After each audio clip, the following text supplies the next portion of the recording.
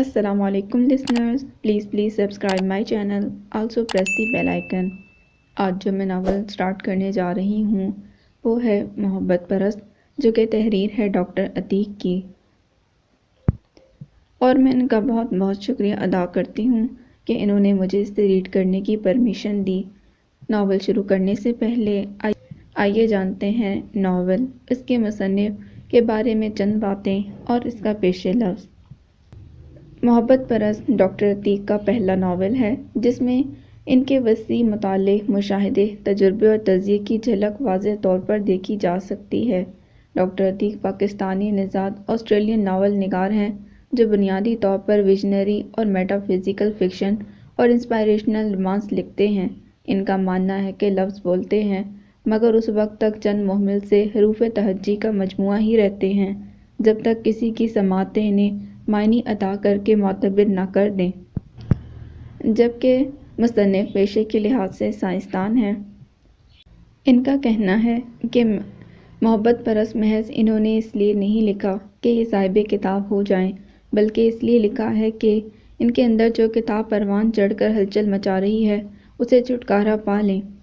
उन्होंने इस कहानी को बस अपने आप को सुनाने की कोशिश की है और इसीलिए इस सिलसिले में अल्फाज कागज़ के सफ़हात पर बिखरते चले गए। इनका मानना है कि जो कहानी दूसरों को सुनाई जाती है वो सच्ची या झूठी हो सकती है। इसके बरक्स जो कहानी इंसान अपने आप को, अपने मन को सुनाता है वो हमेशा सच्ची होती है। यह अलग बात कि उसे वो दूसरों से भी बांट सकता है या नहीं। दूसरों को सुनाने के लिए कहानी तराशी जाती है जबकि अपने आप को सुनाने के लिए उगी जाती है। मोहब्बत परस्त की कहानी भी तराशी नहीं गई बल्कि उगी गई है। इंसान फितरतन मोहब्बत परस्त है और इबादत मोहब्बत ही की एक शक्ल है जो कि सिर्फ खुदा के लिए मखसूस है।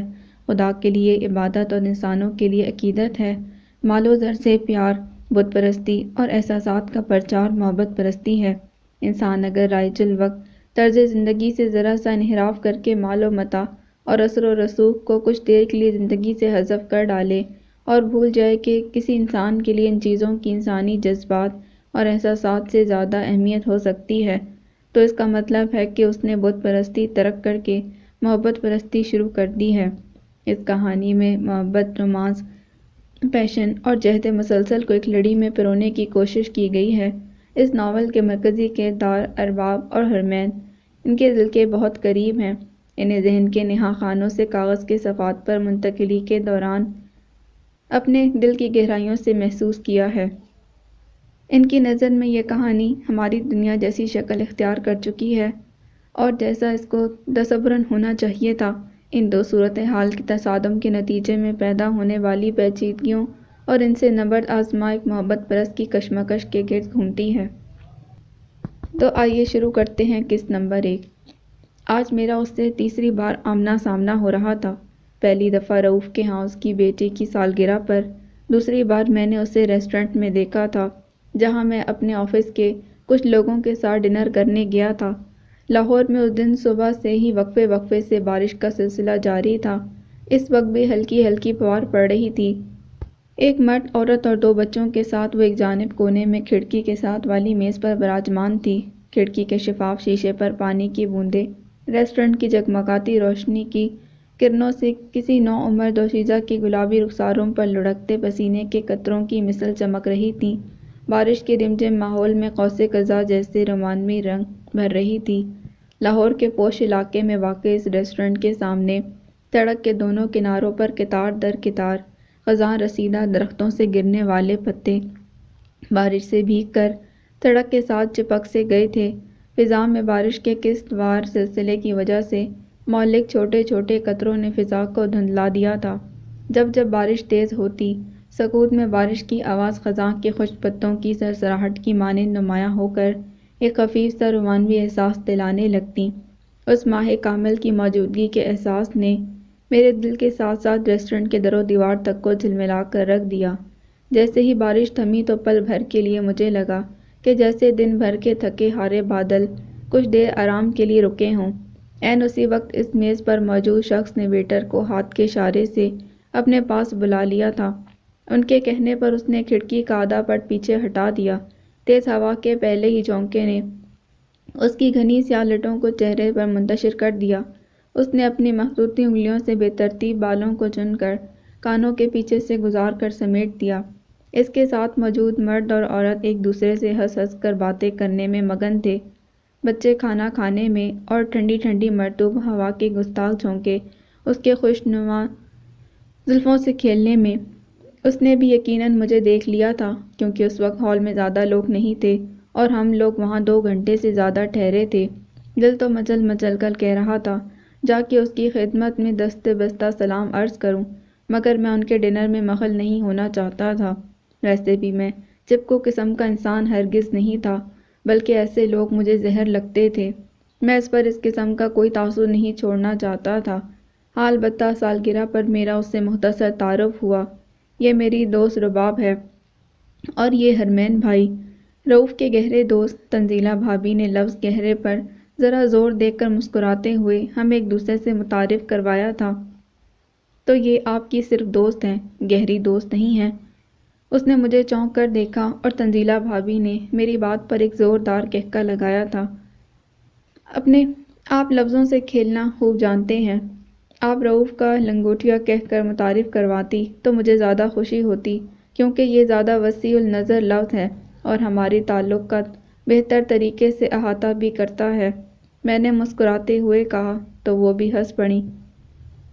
عین اسی وقت اس ناظرین کی جھکی جھکی سی پلکیں اٹھیں اور ایک لمحے کے 1000ویں حصے میں مجھے لگا اس کی سرمگی آنکھوں سے روشنی کی جیسے کرنیں سی خارج ہوئی ہیں۔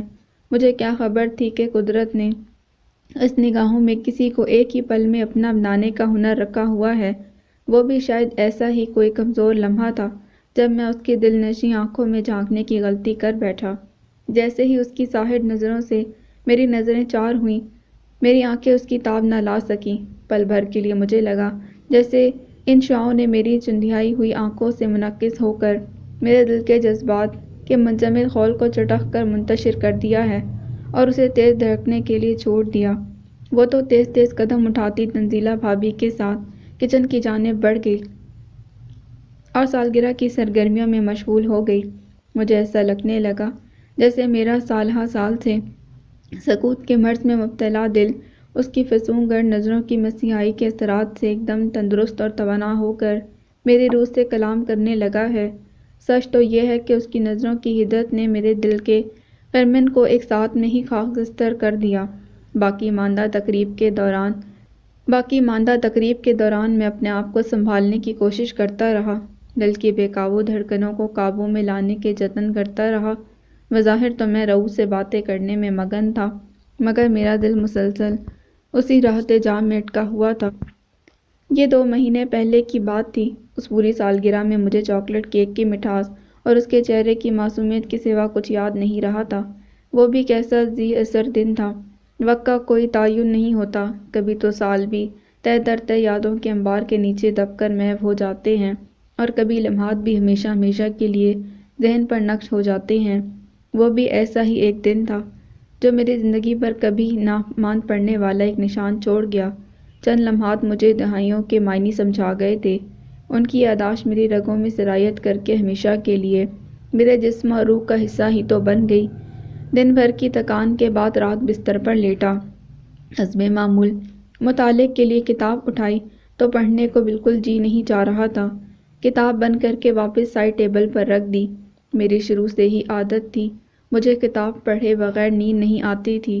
ماضی میں میری زندگی میں صرف 2 صورتیں ہی ایسی تھیں جن میں سونے سے پہلے مطالعہ نہیں کر پاتا تھا، ایک بہت ہی خوشی اور ایک بہت ہی دکھ کی کیفیت میں۔ اس تیسری صورتحال کا اضافہ اسی روز ہوا۔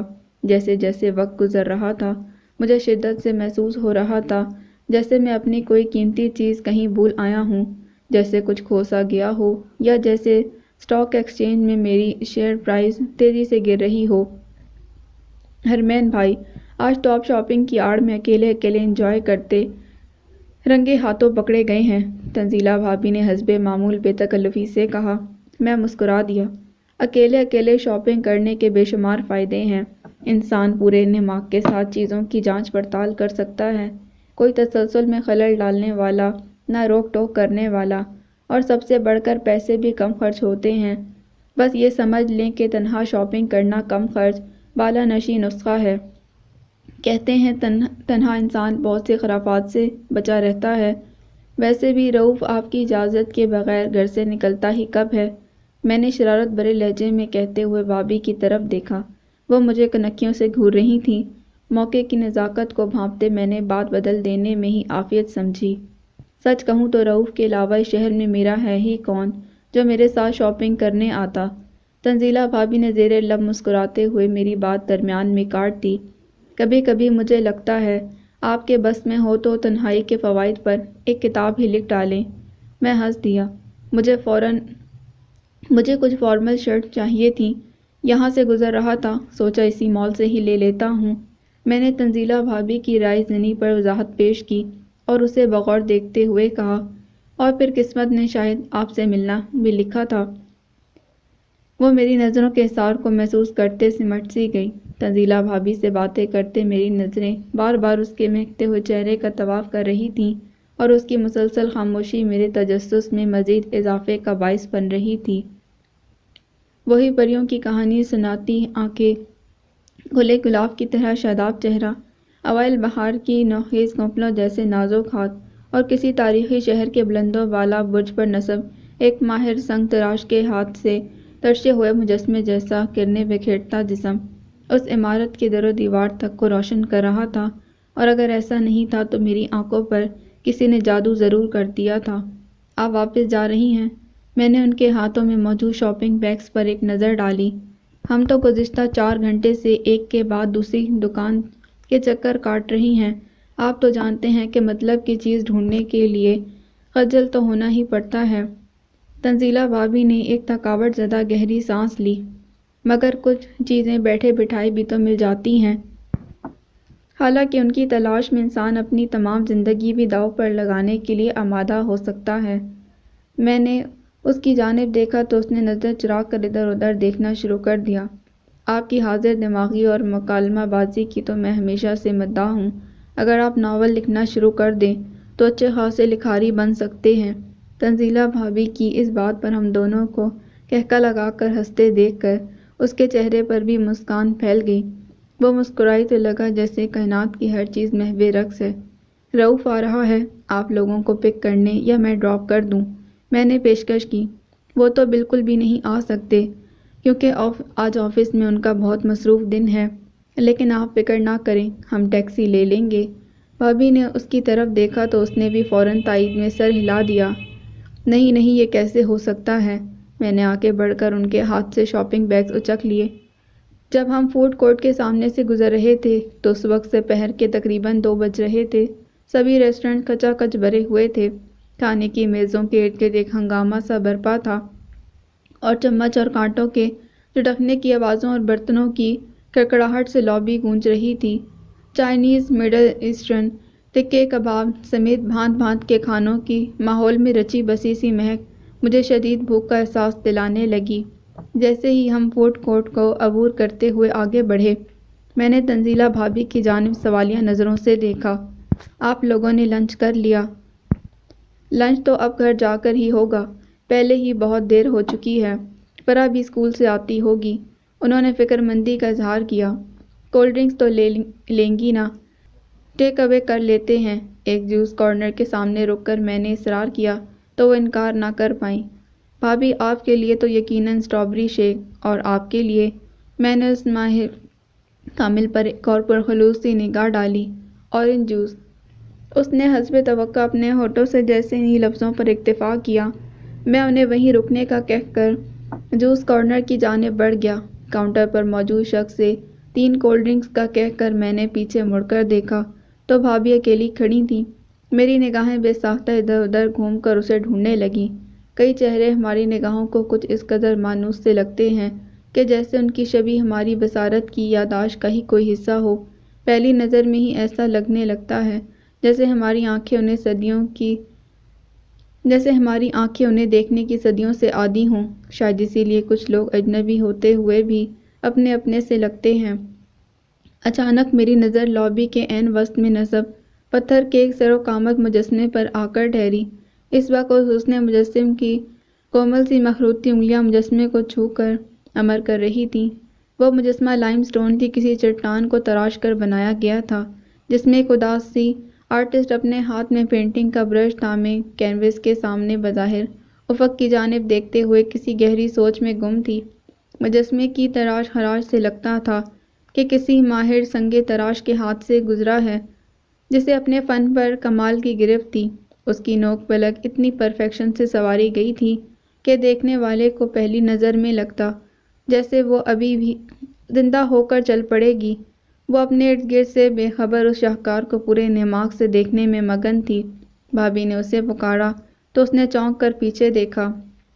پل بھر کے لیے اس کی نگاہیں میری نگاہ سے ٹکرائی تھیں تو مجھے لگا جیسے میری بصارت کو اپنے ہونے کا جواز مل گیا ہو۔ اگلے ہی لمحے مجھے نظر انداز کر کے وہ تنزیلہ بھابھی کی جانب چل دی۔ ہم کولڈ ڈرنکس لے کر گاڑی میں آ گئے۔ یہ وسط جون کی بات تھی۔ سورج آگ برسا رہا تھا۔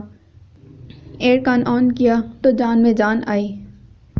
تنزیلہ بھابھی میرے ساتھ اگلی سیٹ پر بیٹھ گئیں اور وہ ان کے بالکل پیچھے والی سیٹ پر براجمان تھی۔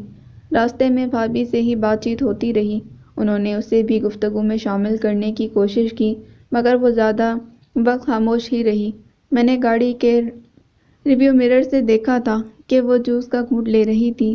چند ہی لمحوں بعد میری صداق کی متجسس نگاہیں اس کے دیدار کی خواہش میں ایک بار پھر سے تشنا سی ہو گئیں۔ وہ کومل نظریں بھی شاید اپنے شہرِ حسن پر پہرا دے رہی تھیں۔ اس سے آنکھیں چار ہوئیں تو گھبرا کر شیشے سے باہر دیکھنے لگی۔ مجھے لگا وہ ہماری باتوں میں کچھ خاص دلچسپی نہیں لے رہی۔ ہر انسان کو کبھی نہ کبھی زندگی میں کوئی ایسا ضرور ملتا ہے جس کے بارے میں پل بھر میں ہی سب کچھ جان لینے کو جی چاہتا ہے۔ اس کی پسند اور ناپسند کون سی چیزیں دیکھ کر اسے خوشی ہوتی ہے اور کون سی باتیں اسے اداس کر دیتی ہیں۔ وہ کب کیا سوچتا ہے اور کیا کرنا چاہتا ہے۔ ہمارا دل چاہتا ہے کہ کوئی ایسا کتابچہ ہاتھ لگ جائے جس میں اس کے بارے میں یہ تمام معلومات کسی پروڈکٹ گائیڈ کی طرح درج ہوں، جسے ہم ایک سانس میں ہی پڑھ ڈالیں اور وہ ہمیں منہ زبانی یاد ہو جائے۔ اس وقت میری کیفیت بھی کچھ ایسی ہی تھی۔ اس قلعے کی فضیلوں کے پار کیا ہو رہا ہے؟ کتنے باغات سرسبز ہیں، کتنے بارش کے انتظار میں سوکھ کر ویران ہو چکے ہیں، کتنے محلات کھڑے ہیں اور کتنے دشمن کے حملوں کی زد میں آ کر منہدم ہو چکے ہیں۔ میں جلد از جلد یہ سب کچھ جان لینا چاہتا تھا۔ اس کے بارے میں معلومات اکٹھی کرنے کی غرض سے میں نے باتوں ہی باتوں میں بھابھی کے ماضی کو کھنگال ڈالا، مگر اس گفتگو میں صرف اتنا کشید کر پایا کہ وہ بھابھی کی بیسٹ فرینڈ ہے۔ دونوں یونیورسٹی میں کلاس فیلو تھیں۔ ہسٹری میں ماسٹر اور آرکیالوجی میں ایم فل کیا تھا۔ اس کے بعد کافی عرصہ دونوں میں رابطہ منقطع رہا، مگر حال ہی میں دوبارہ ملاقات ہوئی تھی۔ بھابھی کی بات سن کر میں نے فوراً کہا، یہ تو دو بچھڑی ہوئی روحوں کا ملاپ لگتا ہے، جس پر بھابھی تو کھلکھلا کر ہنس پڑی، مگر اس نے حسب معمول ہلکا سا مسکرانے پر ہی اکتفا کیا۔ رؤوف کا گھر وہاں سے قریب ہی تھا، اس لیے بھابھی کو ڈراپ کرنے کے بعد میں ان کی خصوصی ہدایت پر اسے ڈراپ کرنے نکل کھڑا ہوا۔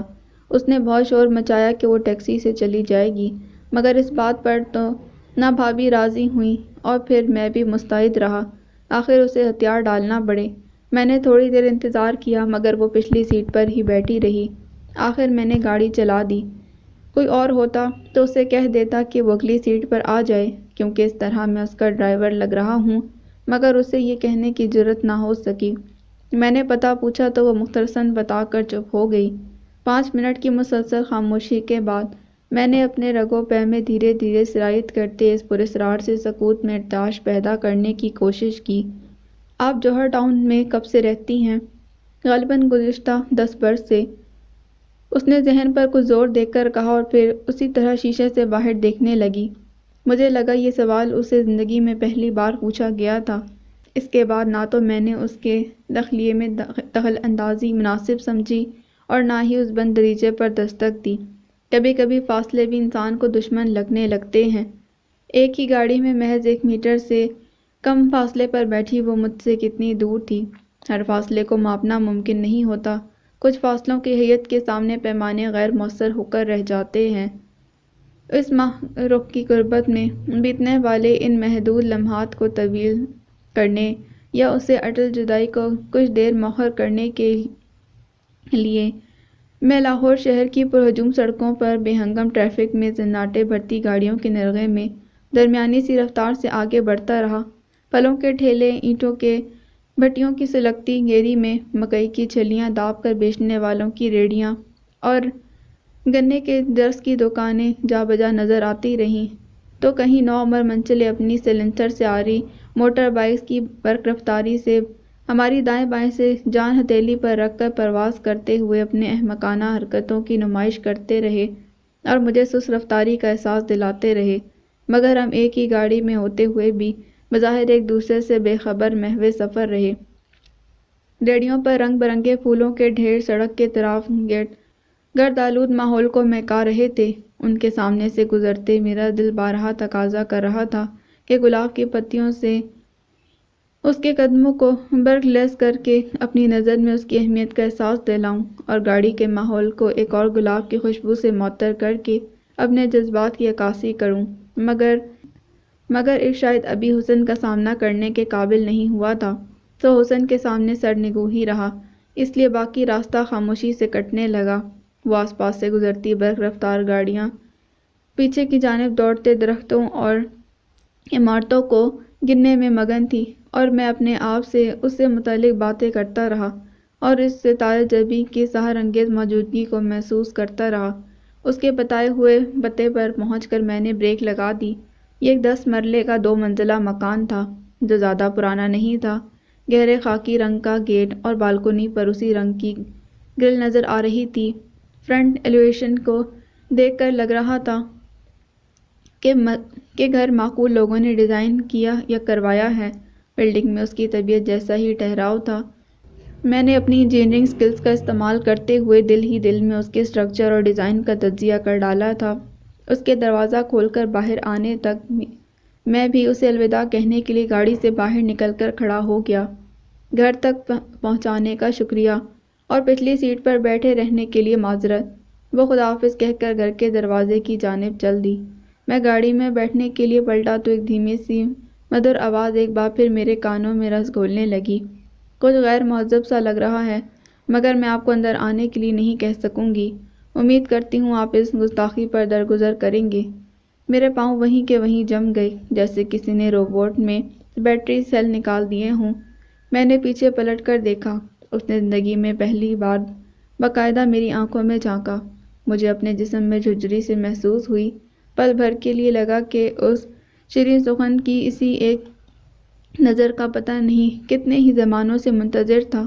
ہونٹ میرے لفظوں کا بامشکل ساتھ دے پائے تھے۔ مجھے بالکل بھی برا نہیں لگا، سب کچھ توقع کے عین مطابق تھا۔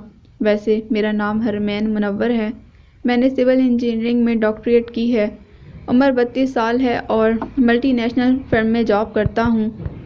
میرے اس طرح ایک ہی سانس میں اپنا تعارف کروانے پر وہ بے اختیار ہنس پڑی۔ یہ پہلا موقع تھا جب میں نے اسے باقاعدہ ہنستے ہوئے دیکھا۔ پل بھر کے لیے مجھے لگا کہ میں کوکاف میں کھڑا ہوں اور میرے ارد گرد پریوں کا جشن برپا ہے۔ میرے ہونٹوں سے ایک بار پھر جنبش ہوئی۔ آپ کے الوداعی کلمات میں شکریہ کم اور معذرت زیادہ تھی۔ اس مرتبہ اس کے قدم وہیں جامد ہو گئے۔ وہ مدھم سا مسکرائی اور پھر گھر میں داخل ہو گئی۔ دروازہ بند ہو گیا۔ میں گاڑی میں بیٹھ کر واپسی کے راستے ہو لیا۔ اس سے پہلی بار براہ راست مخاطب ہونے اور اپنی وجہ سے اس کے چہرے پر بکھرنے والی غیر محسوس سی مسکراہٹ کو دیکھ کر آج میں اپنے آپ کو اتنا ہی معتبر محسوس کر رہا تھا جتنا انجینئرنگ میں ڈاکٹریٹ کی ڈگری پکڑتے وقت محسوس کیا تھا۔ اگلے 3 ہفتے بہت ہی مصروف گزرے۔ جون اور جولائی میں نئے مالی سال کا بجٹ تیار ہوتا تھا۔ آفس میں انجینئرز اور ڈرافٹ مین کے ساتھ مصروف رہا۔ ایک سینئر پوزیشن پر ہونے کی وجہ سے میری ان پٹ کافی زیادہ تھی۔ میٹنگز اور ورکشاپ میں شرکت کے لیے دوسرے شہر میں بھی جانا پڑتا تھا۔ میں لاہور سے اسلام آباد اور کراچی سے کوئٹہ تک سفر کرتا رہا۔ آسٹریلیا میں ڈاکٹریٹ کرنے کے بعد میں نے 1 سال وہاں جاب کی تھی۔ پھر کمپنی نے مجھے میرے نسلی پس منظر کی وجہ سے مڈل ایسٹ اور ایشیا میں پروجیکٹس پر کام کرنے کی پیشکش کی، جو میں نے فوراً قبول کر لی۔ پوزیشن بھی اچھی تھی اور تنخواہ بھی، اور سب سے بڑھ کر پاکستان میں رہنے کا موقع مل رہا تھا۔ سالہ سال بیرون ملک مقیم رہنے کے باوجود مجھے وہاں رہنا کبھی بھی پرکشش نہ لگا۔ لوگ پیسے کے لیے کتنی آسانی سے اپنا مسکن اور رشتے چھوڑ دیتے ہیں۔ بیرون ملک جا کر کام کرنے والوں کو خوش قسمت سمجھا جاتا ہے۔ لوگوں نے مت میں اپنی غیر معمولی صلاحیت کو بروئے کار لاتے ہوئے کیسے کیسے کلیے وضع کر لیے ہیں۔ کہیں جا کر بسنے والے کی خوش قسمتی کے لیول کو میزبان ملک کے کرنسی ایکسچینج ریٹ کے مساوی تصور کیا جاتا ہے۔ بوسیدہ سے ڈالر سے اٹھنے والی پسینے کی رطوبت میں گندھی ہاتھوں کی میل کچیل کی باز شاید مٹی کی خوشبو اور اپنی اصلیت کے احساس سے زیادہ متاثر کن ہوتی ہے۔ ایک چھوٹی سی بے زبان چیز سے دنیا کی ساری طاقتیں اور جاندار اشیاء پلک جھپکتے خریدی جا سکتی ہیں۔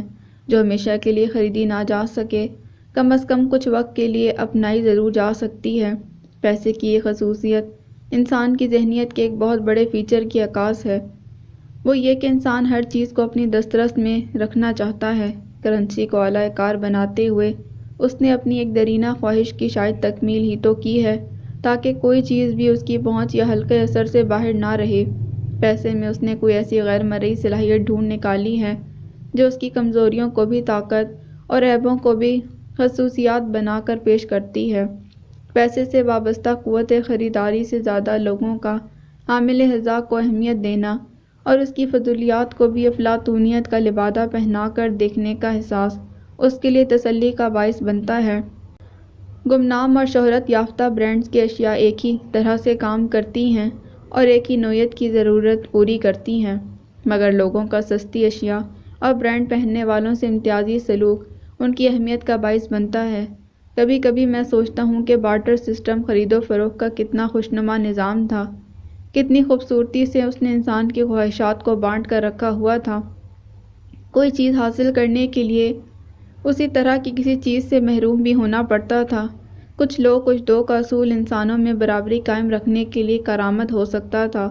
کم و بیش 5000 سال قبل جب نوع بشر نے پہلی کرنسی میسوپوٹیمین شیکل متعارف کروائی تو کسے خبر تھی کہ چیزوں کی قیمت کی یہ بالواسطہ ترسیل انسان کی زندگی کے خد و خال ہی بدل کر رکھ دے گی، ایک ایسی کبھی نہ ختم ہونے والی دوڑ شروع کر دے گی جس کا پتہ نہیں متحمل بھی ہو سکے گا یا نہیں۔ نامعلوم پیسے کی حرارت انسان نے پہلی بار کب محسوس کرنا شروع کی تھی، مگر آج کے انسان کی تو یہ وراثتی خصوصیات معلوم ہوتی ہیں۔ میں اس دوڑ میں کبھی بھی شامل نہیں ہونا چاہتا تھا۔ وہاں قیام کے دوران میرا دل ہمہ وقت پیچھے اپنے ملک میں امی اور منیب بھائی میں اٹکا رہتا۔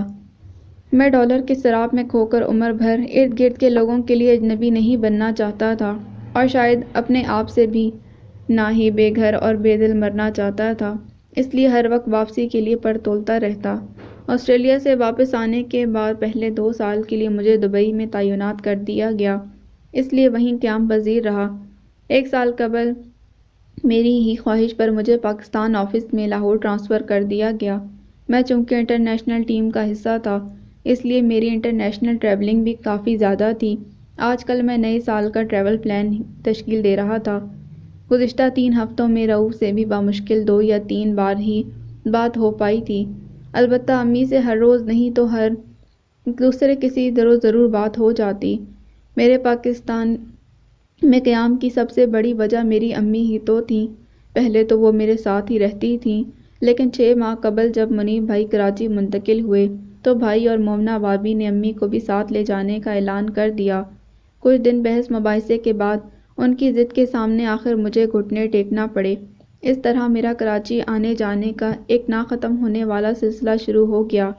وہ جب بھی یاد کرتی میں اسی دن آفس سے چھٹی لے لیتا، ٹکٹ بک کرتا اور قدم بوسی کے لیے ان کی خدمت میں حاضر ہو جاتا۔ اس پر نو کمپرومائز پالیسی تھی۔ ابو کا جب انتقال ہوا میں تیسری جماعت میں تھا، 8 سال سے زیادہ کا نہیں تھا۔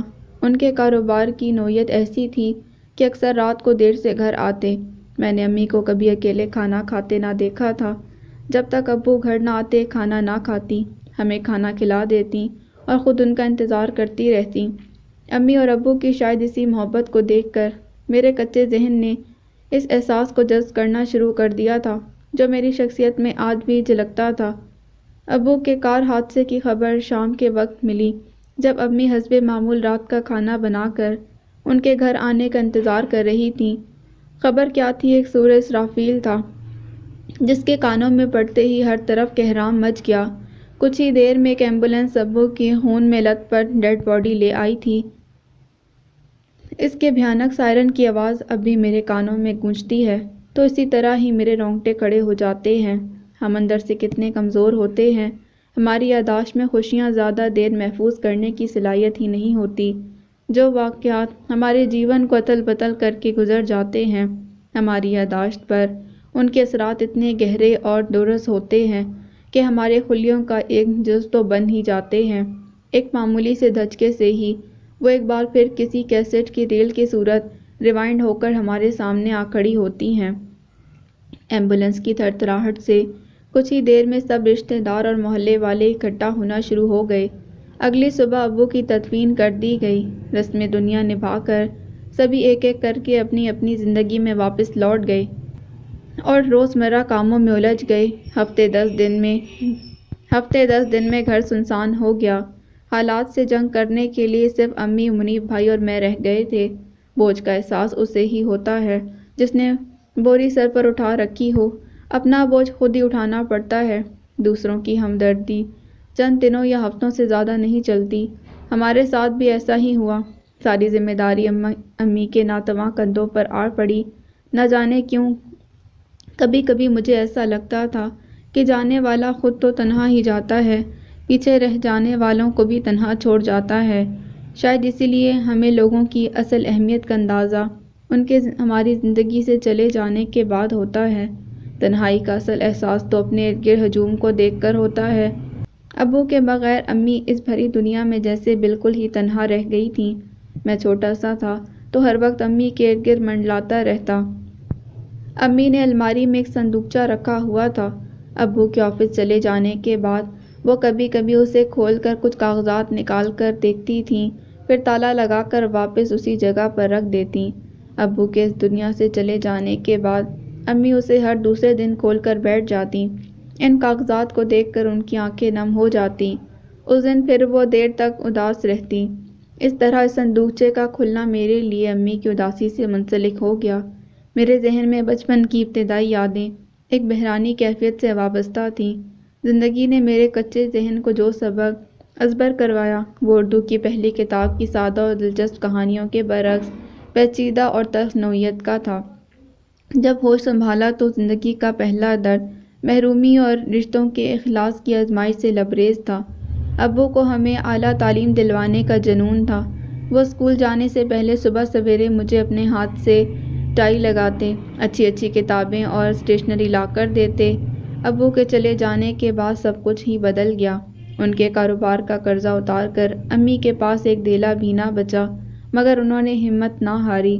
جب امید کی کوئی کرن نظر نہ آئی تو خود کام کے لیے نکل کھڑی ہوئیں۔ پڑھی لکھی تھیں اس لیے کسی اسکول میں ٹیچنگ کی جاب تو مل سکتی تھی، مگر ایک خاتون ٹیچر کی تنخواہ میں اتنے بڑے شہر میں گزارا کیسے ہوتا؟ ایک پرائیویٹ اسکول میں جاب تو مل گئی، مگر تنخواہ اتنی کم تھی کہ 2 وقت کی روٹی پوری ہونا بھی مشکل تھا۔ پھر ہماری پڑھائی کے اچھے خاصے اخراجات تھے، وہ کہاں سے پورے ہوتے؟ اس طرح ابو کی وفات کو بھی بمشکل 4 ماہ ہی ہوئے تھے کہ مجھے اور منیب بھائی کو فیس ادا نہ کرنے کی پاداش میں اسکول سے نکال دیا گیا۔ ہم گھر بیٹھ گئے۔ پرائیویٹ اسکول تھا، جو اسکول کم اور کسی بینک کی برانچ زیادہ لگتا تھا۔ آئے روز چند ہزار روپیوں کا ایک بل تھما دیتے۔ ٹیوشن فیس، کھیلوں کی فیس، گالا ڈنر، سیزن سیلیبریشن، وہاں بدلتے موسموں کو بھی منایا جاتا تھا۔ تعلیم کی آڑت لگانے والے دولت کے پجاری کیا جانے کہ ان کے بدلتے موسموں کی چکا چوند کتنی ہی زندگیوں میں خزاں ٹھہرانے کا سبب بن جاتی ہے۔ پیلے رنگ کے ملبوس میں لپٹے موسم بہار کے جشن میں رقصاں اپنے ارد گرد لوگوں کی زندگیوں میں ٹھہر جانے والے موسم ہجر سے کتنا بے خبر ہوتے ہیں۔ انہیں کیا معلوم کہ ان کے پہلو میں اپنی زندگی کی خزاں سے نبرد آزما جب ان کی زرد زرد بہار کے نظارے دیکھتے ہیں تو ان کے دلوں پر کیا گزرتی ہے۔ وہ سمجھنے لگتے ہیں کہ کچھ لوگوں نے شاید ان کے حصے کی خوشیاں بھی چرا لی ہیں۔ زندگی دوسروں میں خوشیاں بانٹنے کا نام ہے یا اپنے اپنے حصے کی خوشیاں سمیٹنے کا؟ امی ہاتھ پیر تو مار رہی تھیں، مگر جو ایک بار سرکش لہروں کے تپیڑوں کی نظر ہو کر بھنور کی زد میں آ جائے تو بغیر کسی سہارے کے اس کا بچنا کسی معجزے سے کم نہیں ہوتا۔ پھر ایک عورت جو زندگی کے بپھرے ہوئے سمندر کی طغیانی سے تنہے تنہا نبرد آزما ہو، اس کا اپنا وجود قائم رہنا ہی فتح سے کم نہیں۔ ماں بن کر عورت اپنی خواہشات کی قید سے آزاد ہو جاتی ہے۔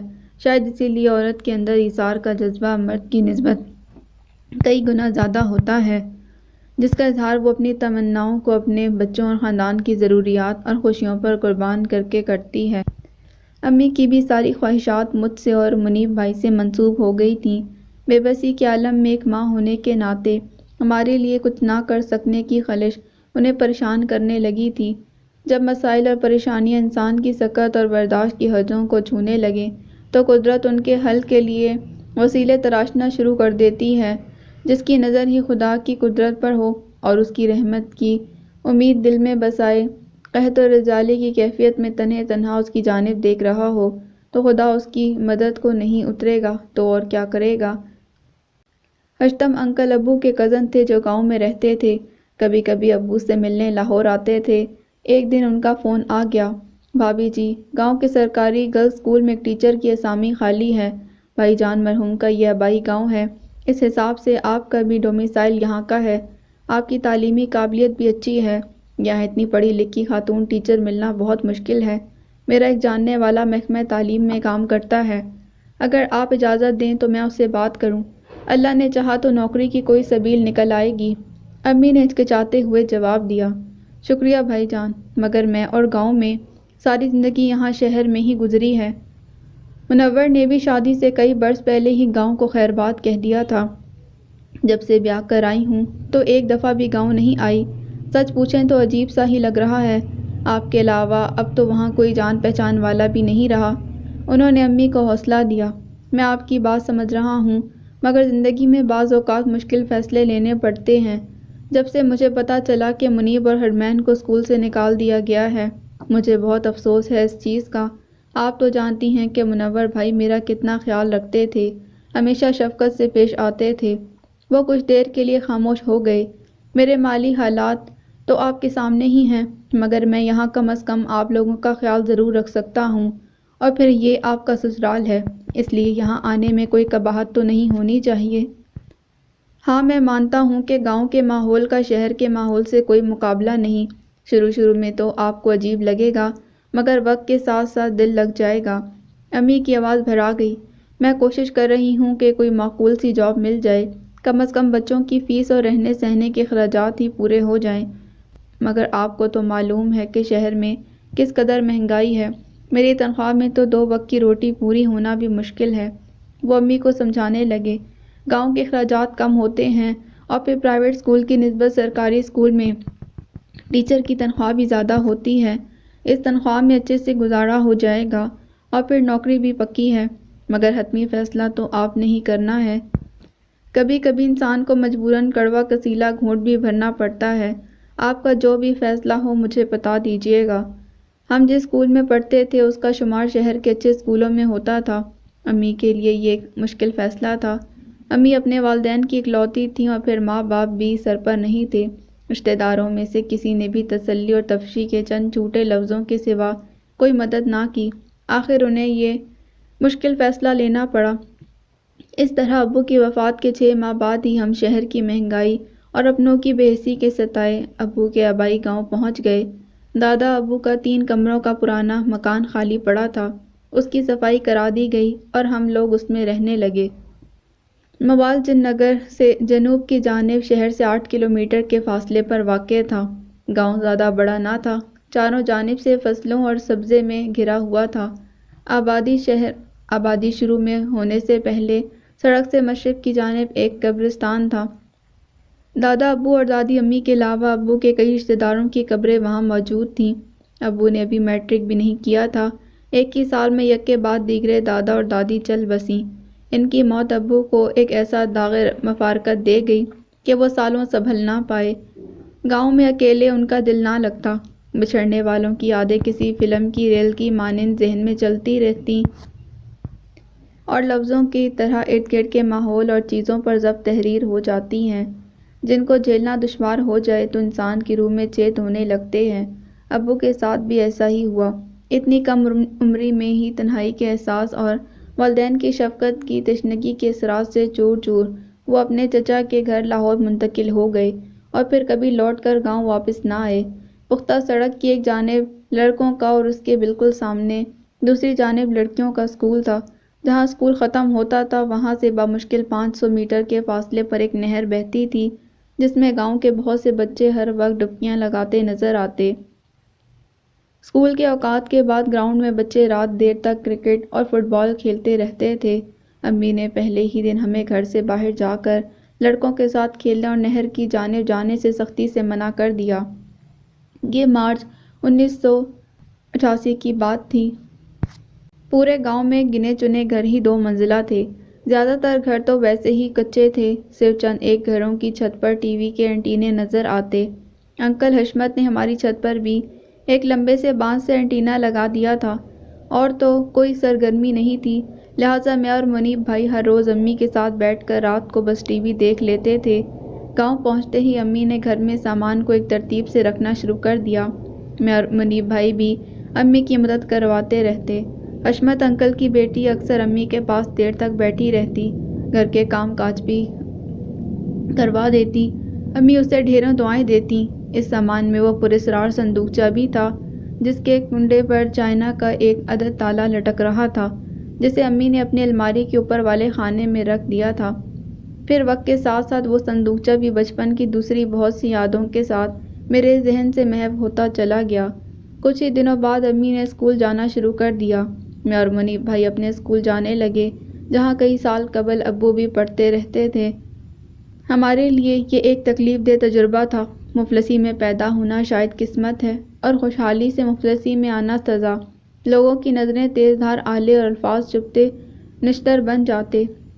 سورج سر پر انگارے برسانے لگتا اور پاؤں کے نیچے زمین گرم صحرا کی ریت کی مانند سلگنے لگتی۔ اس اسکول کے ماحول کا ہمارے شہر والے اسکول کے ماحول سے بہت زیادہ فرق تھا۔ میں پہلی بار سلیٹ اور تختی سے متعارف ہوا۔ برانڈڈ اسٹیشنری کی جگہ تختی پوچھنے والی گاچی کے ٹکڑوں اور ونگس کے پین کی جگہ کانے کے قلم، دوات اور اصلی جگ مار کے سیاہی کی لفافوں نے لے لی۔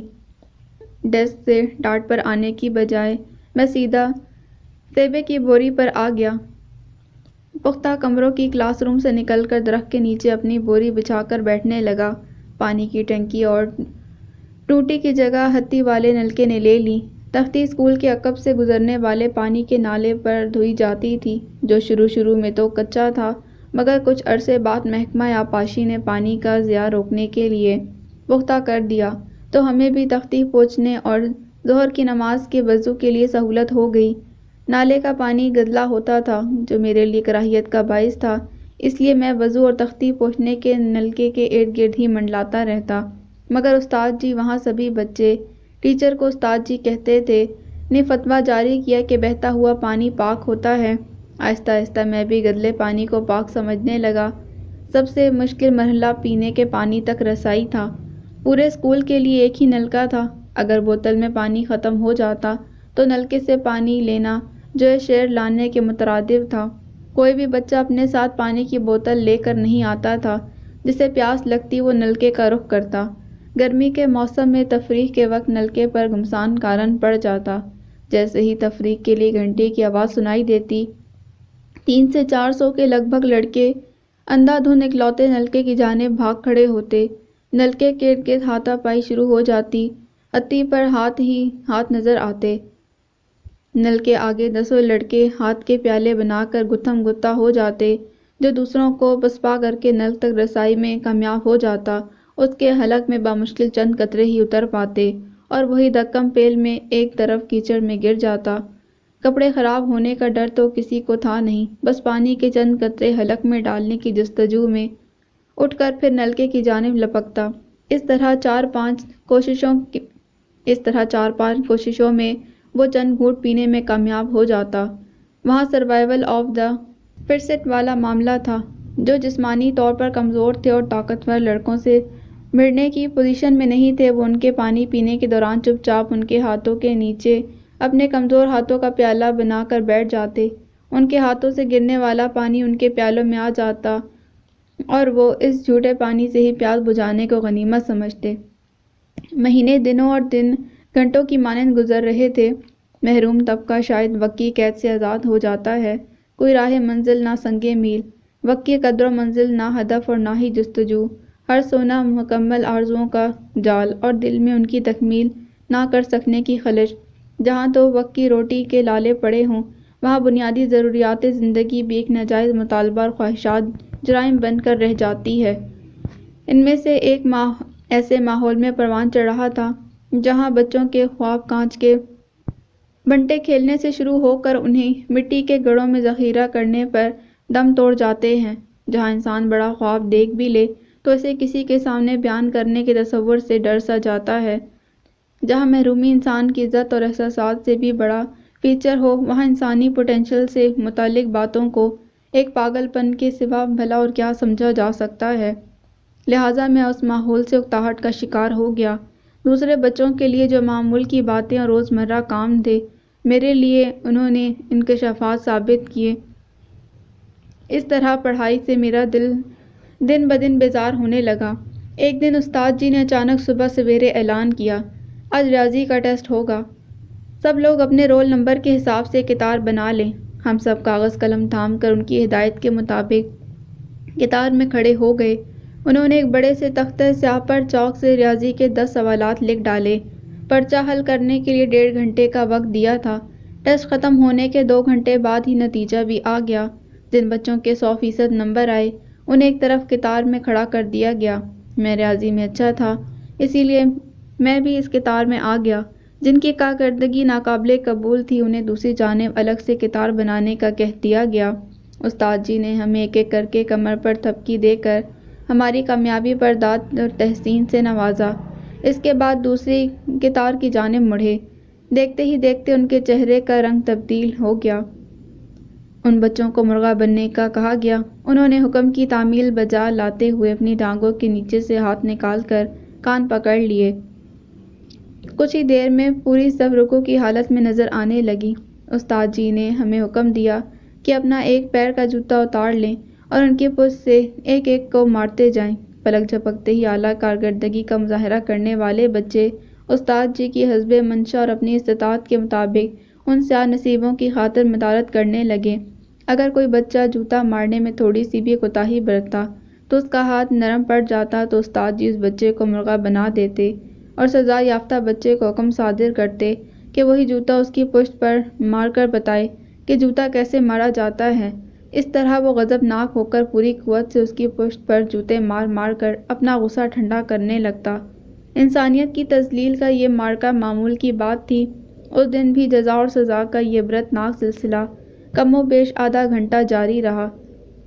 ابھی میں استاد جی کے اس طریقۂ تدریس کی ستم گری کے اثرات سے پوری طرح باہر نہیں آیا تھا کہ سینئر کلاس کے کچھ اسٹوڈنٹس دبلے پتلے سے ایک بچے کو دونوں بازو میں پکڑ کر لائے اور اسے ایک مجرم کی طرح استاد جی کے سامنے لا کھڑا کیا۔ انہوں نے میز کے نیچے سے لوچی کی ایک گیلی چھڑی اٹھائی اور میز کے اوپر زور سے مار کر پوری کلاس کو خاموش رہنے کا عندیہ دیا، جو اپنے بھگوڑے ہم جماعت کو دیکھ کر چہ گویاں کر رہے تھے، مگر اس چھڑی کو دونوں ہاتھوں میں تھام کر ادھر ادھر مروڑ مروڑ کر اس کی لچک اور پائیداری کا ٹیسٹ کیا۔ اپنی میز کی دراز سے ایک رسی نکالی اور اس بچے کو تعلیم کی اہمیت سے روشناس کرانے کے لیے جس درخت کے نیچے کلاس بیٹھی تھی اس کی ایک مضبوط سی ٹہنی سے بچوں کی مدد سے الٹا لٹکا دیا۔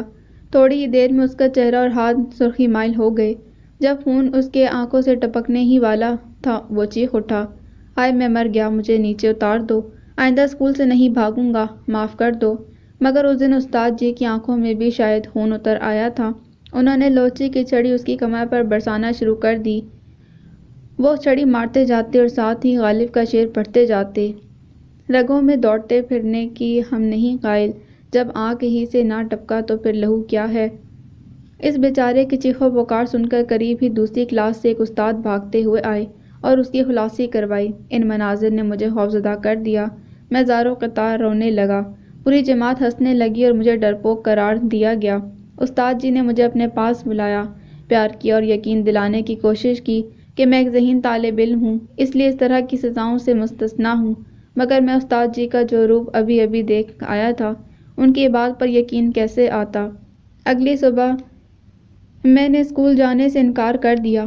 اس طرح جب زندگی میں پہلی بغاوت کی تو میں تیسری جماعت میں تھا، ابھی بچہ تھا، اس لیے امی کو تو یہ نہ بتا سکا کہ پڑھنے لکھنے سے نفرت نہیں، اس فرسودہ نظام تعلیم سے اعلان بغاوت ہے۔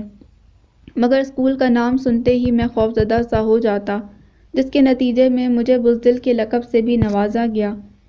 ہمارے معاشرے میں بچوں کی تربیت ہی شاید اس ڈگر پر ہوتی ہے، کسی کی کمی اور سادگی کی نشاندہی ہی عبادت سمجھ کر کی جاتی ہے۔ میں اسکول کے بچوں کی نظر میں اپنے لیے بزدلی اور محرومی کا پیغام پڑھ کر اندر ہی اندر ٹوٹنے لگا۔ اس ہیبت ناک واقعے کے بعد میں 2 ہفتے اسکول نہ گیا۔ امی میری پڑھائی کو لے کر فکر مند ہو گئیں اور مجھے اپنے ساتھ اسکول لے کر جانے لگیں، مگر کب تک لڑکیوں کے اسکول جاتا۔ ایک دن انہوں نے مجھے ساتھ لیا اور خود میرے اسکول آ گئیں۔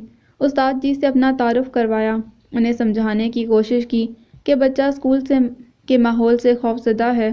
فیصلہ ہوا کہ میں کچھ دن منیب بھائی کے ساتھ ان کی کلاس میں بیٹھوں گا۔ جب اسکول میں دل لگ جائے گا اور استاد پر اعتماد بحال ہو جائے گا تو اپنی کلاس میں منتقل ہو جاؤں گا۔ اس طرح میں ان کے ساتھ چوتھی جماعت میں بیٹھنے لگا۔ اپنے کلاس فیلو سے ابھی سلیقے سے متعارف بھی نہیں ہوا تھا کہ ان سے رابطہ منقطع ہو گیا۔ منیب بھائی کے دوست مجھے چھوٹا سمجھ کر زیادہ بے تکلف نہ ہوئے، اس طرح میرا کوئی بھی دوست نہ بن سکا۔ بچپن اپنے آپ میں ہی گزرنے لگا۔ تنہائی کا شکار انسان اپنے آپ سے باتیں کرنے لگتا ہے۔ میں زندگی کو اپنے من کی نظر سے دیکھنے لگا، نپے تلے اور گھٹے گھٹے احساسات اور جذبات سے سینچنے لگا۔ دن ہفتوں اور ہفتے مہینوں میں بدلے اور پہلے سال کا آخری مہینہ آ گیا۔ کچھ موسم بھی تو کجرو ہوتے ہیں، انسان کے احساسات کے ساتھ فسوں گری کرنے لگتے ہیں۔ دسمبر کی کجروی ایک بار پھر اپنے عروج پر پہنچ گئی، جس دن صبح سویرے دھند پڑ جاتی، ٹھٹھرتی سانسوں کے ساتھ منہ سے پھوٹتے دھوئیں کے گول سے آگے کچھ دکھائی نہ دیتا۔ دوپہر میلے تانبے جیسے سورج کی مدھم سی روشنی سے ہلکی ہلکی کوسی ہو جاتی۔ سردیوں کی شامیں میرے لیے ہمیشہ اداسی کا پیغام لے کر آتی تھیں۔ گاؤں کے ماحول میں سست پیش رفت کی وجہ سے اس بار دسمبر کی شامیں رینگ رینگ کر گزر رہی تھیں۔ شہر کی برق رفتاری سے نکل کر گاؤں کی سست روی میں آ کر مجھے پہلی بار احساس ہوا کہ خاموشی تنہائی سے زیادہ کاٹتی ہے۔ میں دسمبر کی ادھوری ادھوری اور سہمی سہمی سی شاموں کو ماضی کے خوشگوار یادوں سے ارتعاش پذیر کرنے کے جتن کرتا رہتا۔ منیب بھائی اور امی سونے کے عادی تھے۔ وہ ٹی وی پر ڈرامہ دیکھنے کے بعد 9 بجے ہی اہم خبروں کا خلاصہ سن کر سو جاتے۔ پورا گاؤں نیند کی وادی میں کھو جاتا۔ ہر طرف سکوت اپنے پنجے گاڑ دیتا، جس میں آوارہ کتوں کے بھونکنے کی آوازیں عجیب سی پراسراریت بھرنے لگتیں۔ رات کے پچھلے پہر دودھیا سفید رنگ کے کہر کے دھبے صبح کے فرش پر جا بجا بکھر جاتے۔ میں رضائی میں گھس کر دیر تک کتاب پڑھتا اور دسمبر کی منجمد اور طویل راتوں کی بلا کی خاموشی میں جاگتی آنکھوں سے مستقبل کے سنہرے خواب بنتا۔ پھر میں سردیوں کی چھٹیوں کا بے چینی سے انتظار کرنے لگا۔ چھٹیوں پر جانے سے پہلے استاد جی نے کہا، کل صبح سب 1 گھنٹہ جلدی اسکول آ جائیں۔ گزشتہ برس کی طرح اسکول کی 4 دیواری کی مرمت کی جائے گی۔ دوسرے بچے تو ہر سال اس کارِ خیر میں حصہ لیتے، ان کے لیے تو یہ عجیب بات نہ تھی، مگر میرے لیے اچنبھے کی بات ضرور تھی کہ اس عمر میں اسٹوڈنٹس خود اپنے اسکول کی تعمیر اور مرمت کریں گے، مگر کیسے؟ میرے معصوم ذہن میں یہ سوال کھٹکنے لگا، مگر میں چاہتے ہوئے بھی کسی سے پوچھ نہ سکا۔ اسکول کی 4 دیواری کچی تھی۔ دیواروں سے کچی مٹی بارش کے پانی میں گھل گھل کر بہتی رہتی تھی، جس سے دیواریں چھوٹی اور پتلی ہو جاتی۔ اس طرح ان کے گرنے کا خطرہ رہتا۔ مرمت کا ٹھیکہ کچھ خاص قسم کے مزدوروں کو دیا جاتا جو اس کام میں ماہر ہوتے تھے۔ یہ 1990 کی دہائی کے اوائل کی بات تھی۔ افغانستان کی سوویت یونین کے ساتھ جنگ کی وجہ سے ہجرت کر کے پاکستان آنے والے لاکھوں افغانی ملک کے گوشے گوشے میں پھیل گئے۔ وہ جگہ جگہ مختلف نوعیت کے کام کرتے دکھائی دیتے۔ کسی نے تعمیرات میں کام ڈھونڈ لیا، کوئی منیاری کی چیزیں کندھوں پر اٹھائے اور ہاتھوں میں لٹکائے گلی گلی آوازیں لگا کر بیچنے لگا، اور کچھ شہر شہر اور گاؤں گاؤں چوراہوں پر ریڑھی لگا کر چنے بھون کر روزی کمانے لگے۔ جسے کوئی کام بھی آتا تھا وہ درخت کے نیچے بیٹھ کر جوتے گانٹھنے اور پالش کرنے لگتا۔ اگلے دن اسکول پہنچا تو صبح سویرے بہت سے اغوانی ہاتھوں میں حقے، بیلچے اور گدالیں تھامے اسکول کے احاطے میں جا بجا نظر آ رہے تھے۔ کچھ اسٹوڈنٹس کی ڈیوٹی لگائی گئی تھی کہ وہ ان کے لیے دوپہر کے کھانے کا بندوبست کریں گے۔ وہ گڑ اور مکھن کے ساتھ تنور کی روٹی کھاتے تھے، لہٰذا اس کام کے لیے ان بچوں کا انتخاب کیا گیا جن کا زرعی پس منظر تھا، اس لیے انہیں تعمیراتی کام سے رعایت دے دی گئی تھی۔ ہیڈ ماسٹر نے پہلی اور دوسری جماعت کے بچوں کو کم عمر گردانتے اس مشقت کے لیے غیر موزوں قرار دے دیا، لہٰذا انہیں چھٹی دے دی گئی۔ 8ویں جماعت کے بچوں کو مٹی گوندنے میں پٹھانوں کی مدد کرنے کی ہدایت جاری کی گئی۔ وہ قریبی نالے سے بالٹیوں میں پانی بھر بھر کر لاتے اور مٹی کے ڈھیر پر گرا کر گدالوں اور ٹانگوں کی مدد سے گوندنے لگتے۔ دیکھتے ہی دیکھتے پورا اسکول کام میں جٹ گیا۔ 2 گھنٹے کی انتھک محنت کے بعد گارا تیار ہو گیا۔ ہم اپنی تختیوں پر گارا لاد لاد کر لاتے اور پٹھانوں کو تھما دیتے اور وہ دیوار چنتے جاتے، جہاں سے ٹوٹی ہوتی وہاں لیپ لگا دیتے۔ شام تک یہ سلسلہ جاری رہا اور اسکول کی تمام دیواروں کی مرمت مکمل کر لی گئی۔ میں بہت ہی تھک گیا تھا، اس رات گھوڑے بیچ کر سویا۔ اس طرح میں نے اپنی زندگی میں سول انجینئرنگ کی پہلی ایکٹیویٹی تیسری جماعت میں اپنے اسکول کی دیواروں کی مرمت میں پٹھانوں کا ہاتھ بٹا کر سر انجام دی تھی۔ میں شروع سے ہی تھا، اس لیے اس تبدیلی کو منیب بھائی کی نسبت زیادہ سنجیدگی سے لیا۔ میں زندگی سے ڈر سا گیا اور گمسم رہنے لگا۔ اتنی کم عمری میں ان محرومیوں اور احساسات کا کوئی فلسفیانہ پیرہن تو نہ دے سکا، البتہ ابو کی باتیں میرے کچے ذہن میں موٹیویشن کا منبع ثابت ہوئیں۔ میں ان کی باتیں ذہن میں دہراتا رہتا۔ انہوں نے میرے لیے کبھی کسی مخصوص پیشے کی نشاندہی نہ کی، ڈاکٹر بننے کی نصیحت، نہ انجینئر یا بینکر بننے کی ہدایت، بلکہ ہمیشہ یہ کہا کہ زندگی میں جو کام بھی کرنا، اس میں درجہ کمال حاصل کرنے کی کوشش کرنا، اعلیٰ تعلیم حاصل کرنا، اعلیٰ پائے کے اداروں میں کام کرنا اور اپنی پیشہ ورانہ ساکھ بنانا۔ وہ مجھے اکثر کہا کرتے تھے کہ پیشے کو محض 2 وقت کی روٹی کمانے کا ذریعہ نہ سمجھنا، معاشرے کے لیے بھی فائدہ مند بننے کی تگ و دو کبھی نہ چھوڑنا۔ ان کی باتیں میرے کچے ذہن پر نقش تھیں، جو ان مساعد حالات میں میرے لیے اندرونی محرک بننے لگے۔ امی نے خود روکھی سوکھی کھا کر بھی ہم دونوں بھائیوں کو کسی قسم کی کمی محسوس نہ ہونے دی۔ ہمیں نئے کپڑے دلاتی اور خود وہی پرانے کپڑے پہنتی رہتی۔ جب چتھڑے بن جاتے تو لنڈے بازار سے کپڑے لے کر اپنے ناپ کے حساب سے ترمیم کر لیتی۔ وہاں رہ کر مجھے پتہ چلا کہ لنڈے بازار کے بھی مختلف درجے ہوتے ہیں۔ شہر اور قصبے کے لنڈے بازار میں بھی فرق ہوتا ہے۔ انسانوں کی تقسیم چیزوں کی دستیابی کا معیار متعین کرتی ہے۔ روزمرہ استعمال کی چیزوں کی قیمتیں دوسروں کی نظر میں ان کو استعمال کرنے والے کی عزت کا تعین کرتی ہیں۔ امی دن بھر اسکول میں پڑھاتی اور شام کو کچھ بچے گھر میں ان کے پاس ٹیوشن پڑھنے آ جاتے۔ انہوں نے اپنے آپ کو صرف اور صرف کام تک محدود کر لیا، اپنے بارے میں کبھی سوچا نہ اپنی خواہشات کے بارے میں۔ ابو کے دنیا سے چلے جانے کے بعد جن مصائب سے میں نے امی کو گزرتے دیکھا اور اتنی کم عمری میں جس ذہنی اذیت کا شکار خود ہوا، اس سے میرے دل میں اپنوں کے کھو جانے کا خوف سا بیٹھ گیا۔ یہ صورتحال میرے اندر ایک ایسی محرومی سمونے لگی جس کا گراف ہر گزرتے دن کے ساتھ اوپر کی جانب بڑھنے لگا۔ میں کسی سے اپنے دل کا بوجھ ہلکا نہیں کر سکتا تھا، اس لیے لاوا میرے اندر ہی اندر پکنے لگا۔ امی کو اپنے لیے حالات سے لڑتا دیکھ کر میں ان سے بے حد اٹیچ ہو گیا۔ انسان محرومیوں کو دل پر لگا لے تو محبت کا متلاشی بن جاتا ہے، پھر محبت ہی اس کا اڑنا بچھونا ہو جاتی ہے۔ یہی کاغذ اور یہی دین ایمان۔ چھوٹی سی عمر میں ہی میرا کچا ذہن محبت کا ایک منجا ہوا سراغ رساں بننے لگا۔